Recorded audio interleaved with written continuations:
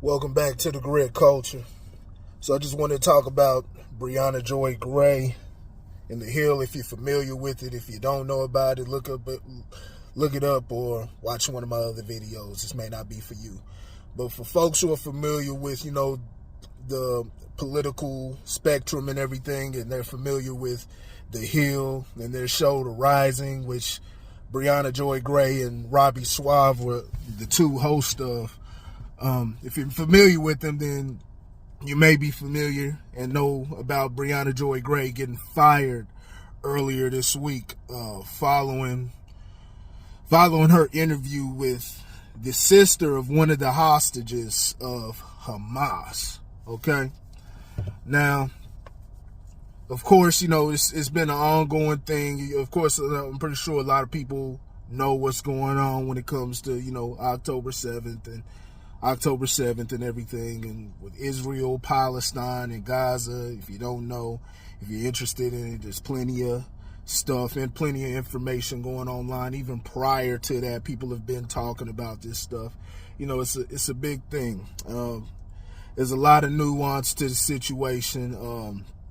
I'm just going to focus on Briahna Joy Gray right now, and was her firing justified? Because I see her, she put out a post. I've seen some people in support of her and everything, and they've been critical of The Hill and talking about they're supposed to be a free speech outlet. Briahna Joy Gray herself put out a post and talking about they did the same thing to Katie Halper, probably about a year prior to that. Here's the situation. What happened to Briahna Joy Gray and Katie Halper are two different things. Now, when Katie Halper got fired and got released from The Hill, her and Kim Iverson, they got released from The Hill because they were doing actual journalism. Kim Iverson, a lot of her gripes were with Dr. Fauci and a lot of the everything that was going on during 2020 and COVID and everything, and Kim Iverson was exposing a lot of stuff that had to do with that. They blocked her when Fauci came to have an interview on The Hill. They blocked Kim Iverson, who was the main person, who was the right person to ask the right questions. They left Kim Iverson off of the interview, and I believe there was there was some exchanges and things that went on behind the scenes, and ultimately Kim Iverson was let go and kicked off of Rising, kicked off of The Hill platform. Katie Halper was critical of Israel, and basically called them out as being an apartheid state, which they are. Like I said, I'm not going to get too deep. I have a ideology that I go by. Israel is the aggressor when it comes to this stuff, but you're not going to see me all, you're not going to see me all gung-ho. I'm not pro-Palestine or anything like that, but Israel does need to be called out. They are aggressors. They're an apartheid state. And yeah, stuff like this has been going on for the longest. Right, and they try to spin this stuff, and the media has tried for the longest to try to cover for them. Over in the government, you got so many people that kowtow to them. They bend over backwards. People that you think are renegades and they go against the system. No, they bend over. They've been right over for Israel, especially on the conservative side. Right. But yeah, Katie Halper spoke on these things, and she was ultimately let go for her journalism and for her views, right? So after that, I think when it came to Briahna Joy Gray, especially after October 7th, she was really very vocal about everything that was going on in Israel, and just calling them out on their BS, right? So I think The Hill kind of had the staff there kind of had a change of heart on how they wanted to move, because them looking at like the platform, especially when you had people who were threatening to leave and everything, you got people who are threatening to leave your platform or whatnot, and it's going to affect your numbers, your money, and everything, because they were looking at you as the alternative to all these other biased places like Fox News, CNN, MSNBC, and all of that stuff. The Hill was having people from different sides of the spectrum, so it's bringing you more of a, you be able to have more of an objective and more informed opinion on different things. You'll be able to see things from different sides and be able to make a informed conclusion on these things, right? But when you're canceling out dissenting voices on whatever it may be, you canceling out one side, like I said, it destroys what you claim to be. It destroys the perception of how people saw you. So I think they started seeing that and getting that feedback from the fan base, and so they allowed Briahna Joy Gray to say her piece. And she's been doing it over the past, almost a year, 6-7 months since October. She's been going hard on them. So it's not the same thing as the Katie Halper situation. They had a pivot. They had a pivot on how they wanted to move. I mean, hell, even the management there, the person who runs the Hill and Rising, he's a Jewish man and everything.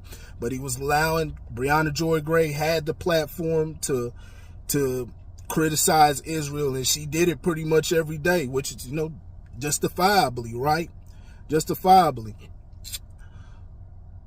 Where she went wrong and where it went too far was with this interview, and I'm not saying, of course, the woman who she had on, it was her sister's kidnapped by Hamas and everything, and she's going through just a very horrible thing right now. It's traumatizing, right?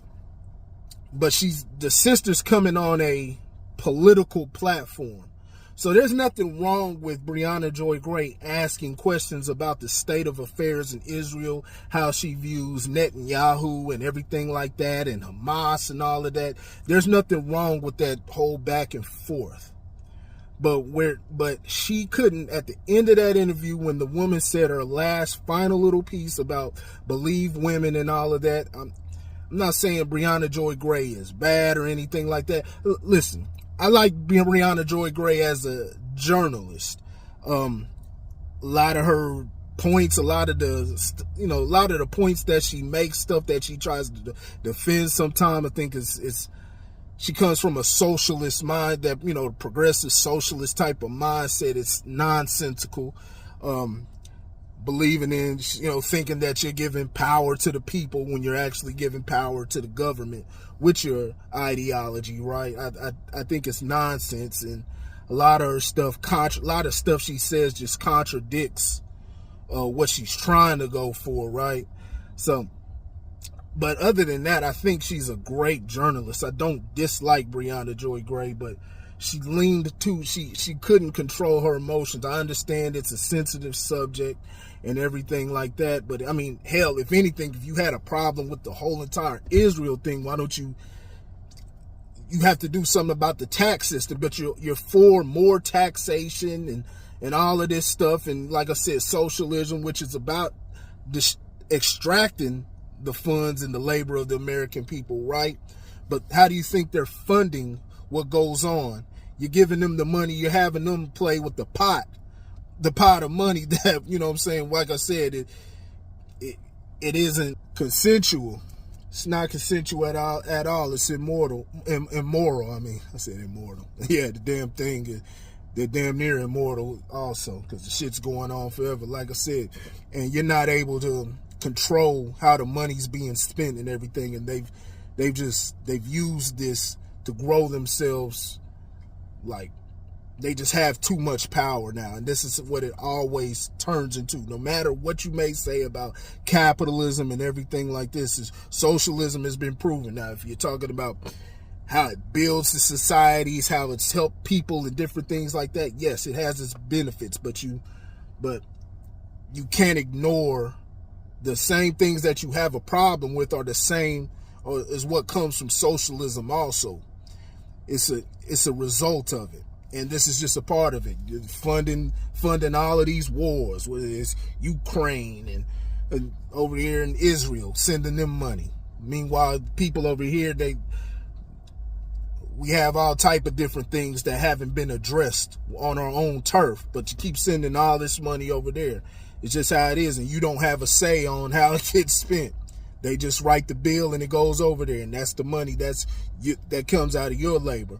But socialists don't understand the correlation, right? But yeah, you couldn't save just yourself for 3 seconds to not roll your eyes at the woman when she said her things about believing women and believing, the whole narrative about what's going on with Hamas and everything like that. Thank you, me too. And I really hope that you specifically will believe women when they say that they got hurt. All right, thanks for joining. Stick around, more Rising coming up next. I mean, even if she's lying or not, there's a lot of things that happened where we look at where it's presented as traumatizing, and we ourselves, we look at home and we say, and we just like, we roll our eyes like, man, that's BS. Man, there's people who accuse people of, doing horrible things or whatnot. You look at them, you be like, nah, that's bullshit. That's bullshit, man. They just trying to get money out of that person. It don't seem right. They could be telling the truth, they could not, but sometimes you just look at particular type of details, and you have every right.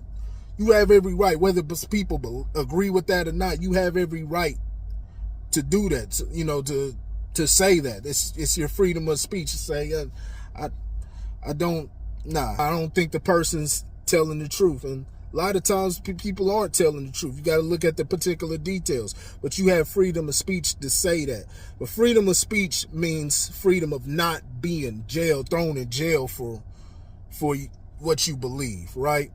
To go on a platform, any platform is going to have a level of censorship, especially when there's particular donors, when there's sponsors or anything. And it's like I said in a few videos, I forgot which video that was, but I was just talking about, it was the video about Monica McNutt. I was talking about sponsors and different things like that. And it doesn't matter if you're on a mainstream